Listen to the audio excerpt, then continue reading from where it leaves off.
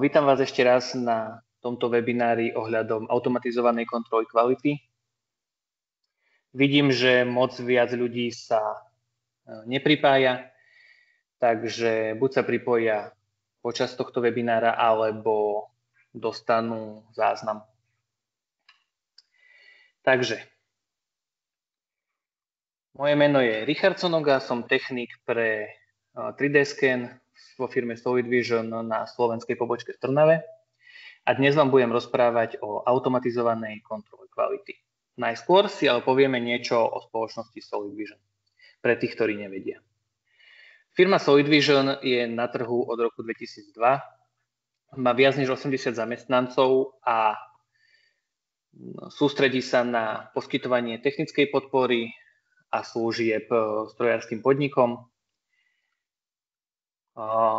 Hlavné pole pôsobnosti je predaj a support CAD/CAM riešení, čiže SolidWorks, SolidCAM, podnikové informačné systémy Helios, takisto výroba CNC frézok pre školy a samozrejme 3D scan. 3D scan oddelenie ako také funguje od roku 2005 a predávame 3D skenery Creaform, sme výlučný distribútor pre Slovensko a Českú republiku. Okrem skenerov Creaform poskytujeme, respektíve predávame aj softvery na ďalšie spracovanie naskenovaných dát, či už softvery priamo od výrobcu skeneru Creaform, alebo metrologický software Polyworks, alebo iné softvery od 3D Systems. Okrem toho samozrejme poskytujeme školenia, technickú podporu a služby skenovania a následného spracovania dát. Výrobca skenerov Creaform je kanadská firma, ktorá vyrába a vyvíja ručné skenery od roku 2003. Doteraz sa všetky skenery vyrábajú a vyvíjajú v Kanade. Ako prvú vec si prejdeme, čo znamená skrátka AQC, nakoľko ju budem dnes veľmi často používať, čiže AQC z anglického Automated Quality Control, čiže automatizovaná kontrola kvality. Automatizácia merania samozrejme nie je len posledné roky, ale o tom sa môžeme rozprávať vlastne od začiatku meraní. Na začiatku bolo manuálne meranie a vyhodnotenie, čiže nejakými posúvkami, mikrometrami a podobne, čo ale samozrejme bolo nachylné na chybu operátora, bolo to zdĺhavé, niektoré rozmery sa samozrejme veľmi ťažko merali. Neskôr prišli skenery alebo iné 3D meracie systémy, kde sa už vyhodnocovali rozmery automaticky, ale stále to zariadenie potrebuje obsluhu, čiže nejakého skúseného školeného človeka, ktorý dokáže tie dáta vytvoriť, oskenovať a spracovať. Dnes sa ale budeme rozprávať o ďalšom stupni meraní, a to plne automatické meranie aj vyhodnotenie, kde už sa vlastne len založí meraný diel a o všetko sa postará stroj, čiže automaticky, kde už nie je veľa možností, ako vložiť nejakú chybu človeka. Takže ako som začal, prečo AQC? Hlavne je to eliminácia ľudského faktora, čiže ten stroj nerobí chyby, nie je PN, nepotrebuje dovolenky a tak ďalej, s čím samozrejme súvisí aj optimalizácia nákladov v dlhodobom hľadisku.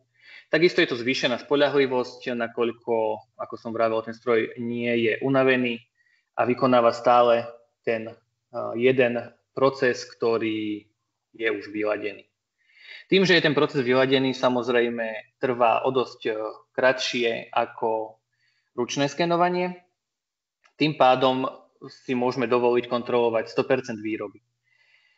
V tom prípade už sa na tú kvalitu nepozeráme iba ako na kvalitu samostatných kusov, či sú OK alebo nie, ale už nám z toho plynú ďalšie dáta, s ktorými môžeme vidieť trend v odchýlkach a tým pádom opotrebenie jednotlivých nástrojov, foriem a podobne.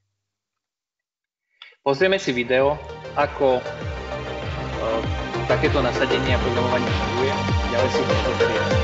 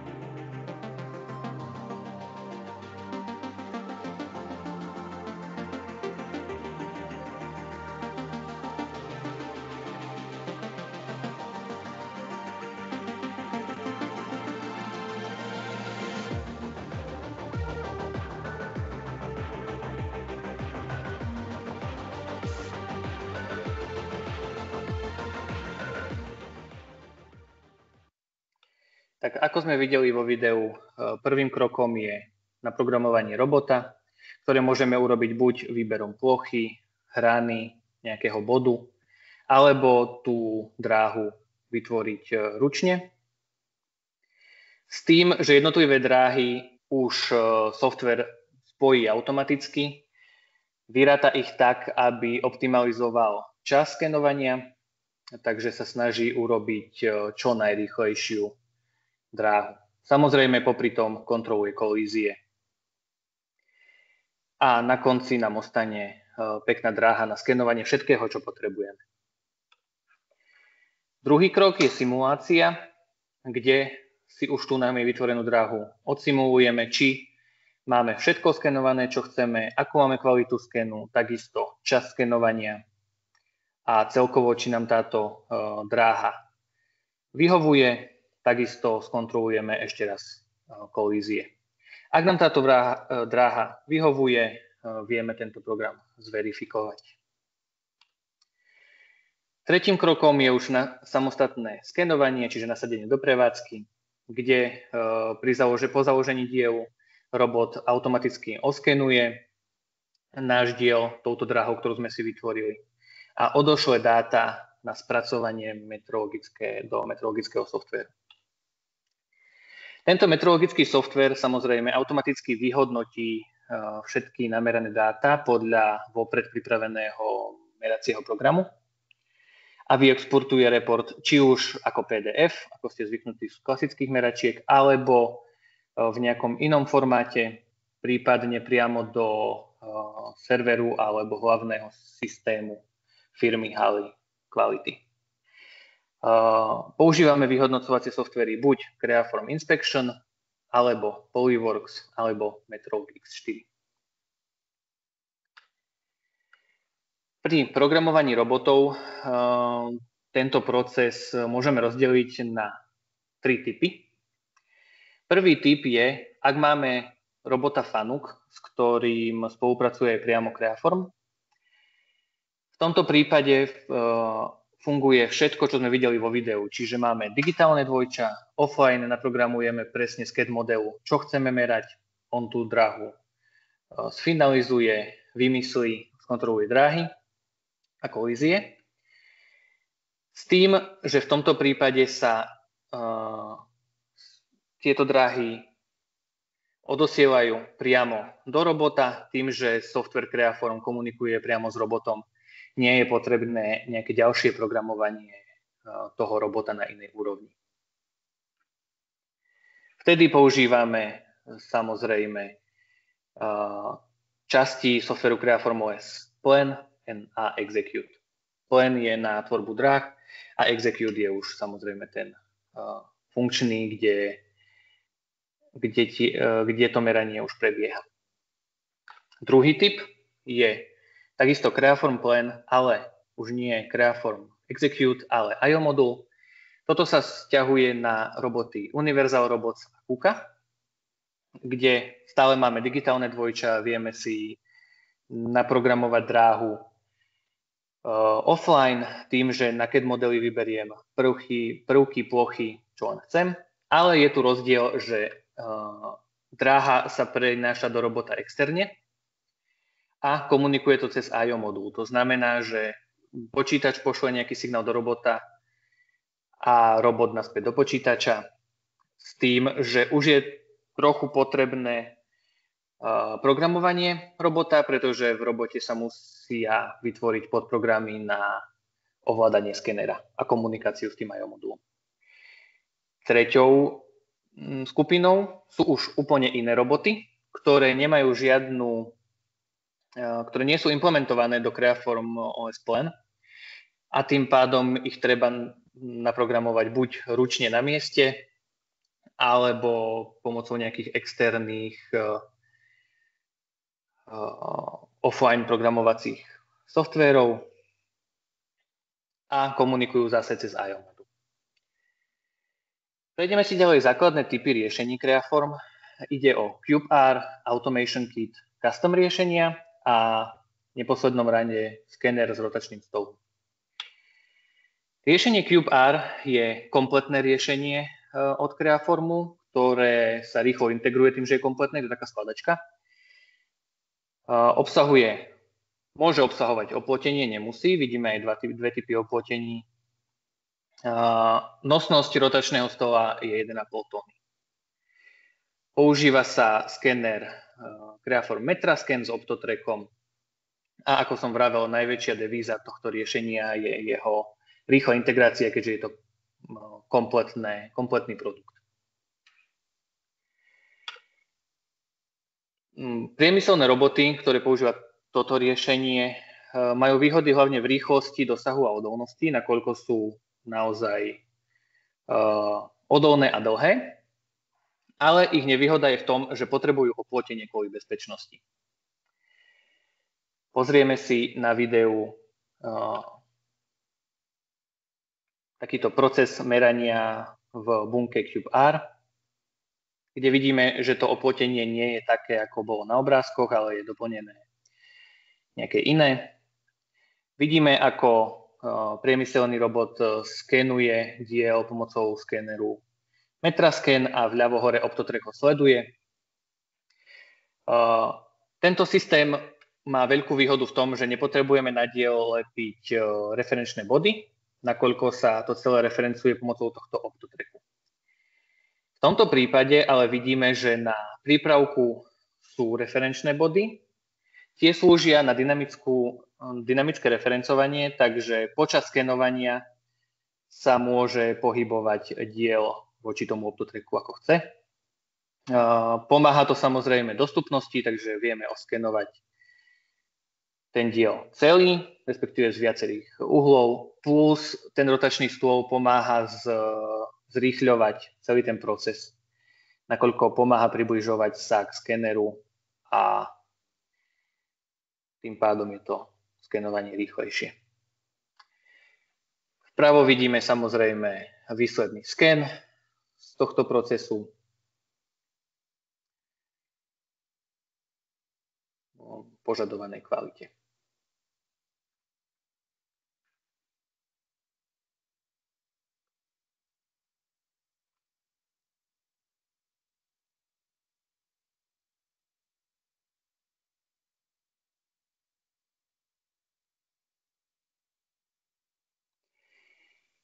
Dobre, ďalším typom automatizácie je Automation Kit, ktorý je takou vstupnou bránou do sveta automatizácie s Creaformom. Ide o implementáciu ručných skénerov na koboty, tzv. Kolaboratívne roboty. Tieto ručné skenery sa integrujú veľmi jednoducho, vkladajú sa do gripera, ktorý je pripevnený na robote a v prípade potreby odskrútkovaním jednej skrutky si viem ten skener zase zobrať do ruky a skenovať ručne, ak potrebujem. Ak mám nejaký nejaké diely, ktoré chcem skenovať automaticky, pretože ich je viac. Samozrejme, ten skener pripnem na toho robota a môžem ho spustiť. Tým pádom to meria automaticky, ale mením diely. Je to vhodné pre menšie diely a programuje sa to buď tak, ako sme videli pri priemyselných robotoch, takže vyklikávaním si plôch, hrán a podobne na CAD modely, alebo ručne. Takže kolaboratívny robot je vytvorený na to, aby s ľuďmi spolupracoval, pracovali vedľa seba, tým pádom je bezpečný. Reaguje na tlak na jednotlivé osy, takže na dotyk. Takisto je oblý a je konštruovaný tak, aby vám nevedel privrieť prsty ruku. Tým, že je takto bezpečný a pohybuje sa v nižších rýchlostiach, nepotrebuje oplotenie. Takže naozaj takto, ako vidíme, môžeme umiestniť stôl s robotom a skenerom niekde do priestoru a môže skenovať. Tým pádom, že je menší a používa ručné skenery, ktoré sa odpájajú, je veľmi flexibilný. Ako som vravel, programovať sa nemusí len vyklikávaním na CAD modely, ale aj ručne. Na to si pozrieme video, kde kolega učí tento robot skenovaciu dráhu ručne. Takže chytí robota do ruky a pekne mu ukáže, do akých bodov sa má dostať. Tým pádom zase nám odpadá nejaké priame programovanie robota, respektíve nejaká skúsená obsluha, ktorá má certifikát s programovaním robota,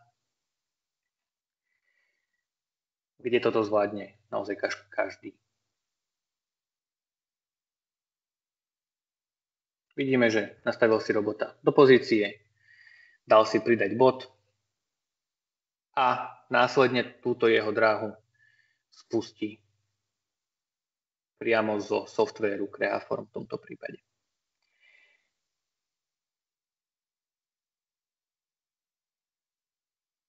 Vľavo hore samozrejme vidíme aj vizualizáciu, ako to vyzerá v softvéri Creaform, kde vidíme v reálnom čase, v akej časti programu sa ten robot nachádza.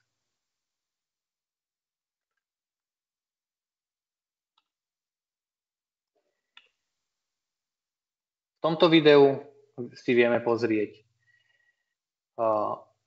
meranie pomocou Automation Kitu a kolaboratívnym robotom v praxi, kde sa umiestni diel takéhoto prípravku a skener ako taký s robotom začne skenovať.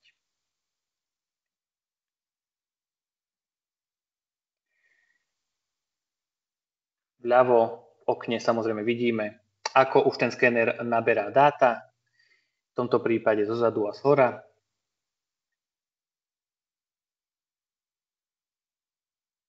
Samozrejme, ten skéner vie ísť aj rýchlejšie.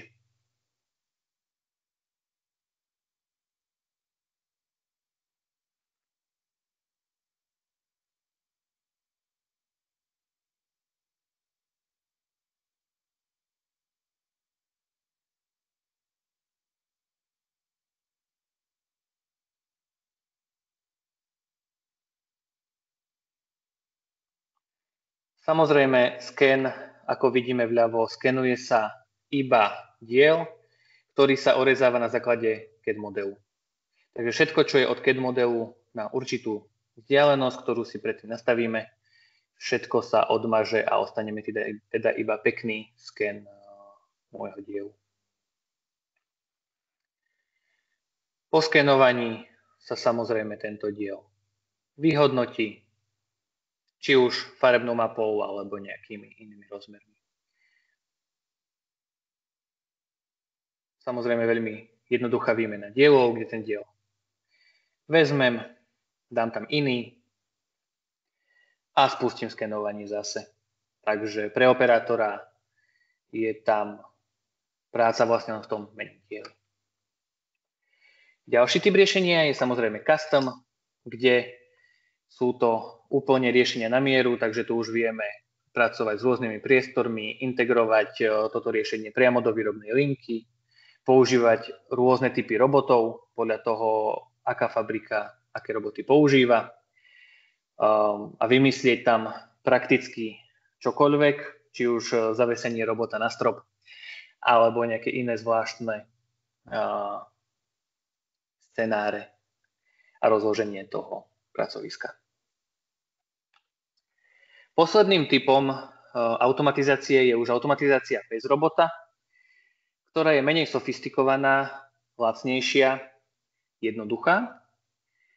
V tomto prípade samozrejme skener môže byť spárovaný s rotačným stolom a posúmi v 2 osiach, prípadne 3, kde je to samozrejme jednoduchšie, menej sofistikované a hlavne lacnejšie pre zákazníkov, ktorí nechcú priamo robotizáciu. Skenery, ktoré používame pre automatizovanú kontrolu kvality, sú metrologické skenery, sú certifikované podľa ISO 17025.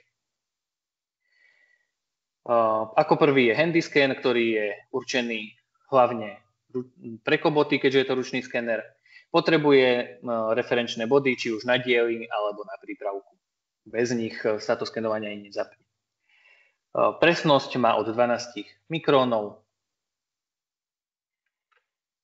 Druhý skener, tiež ručný, je Metrascan, ktorý nepotrebuje referenčné body, ale namiesto toho využíva OptoTrack, ktorý sleduje celý merací priestor. Má presnosť od 25 mikrónov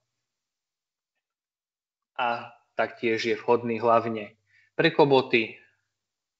Pre priemyselné roboty máme robotickú verziu Metrascanu, ktorá je určená priamo na robota.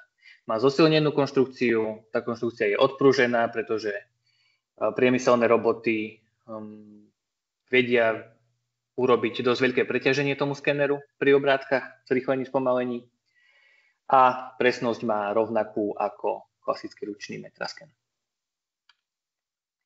Takže zhrnieme si automatizáciu kontroly kvality, kde toto je automatizácia kontroly kvality je vhodná pre rôzne diely, má veľmi jednoduché programovanie, či už na tom CAD modeli alebo koboty ručne.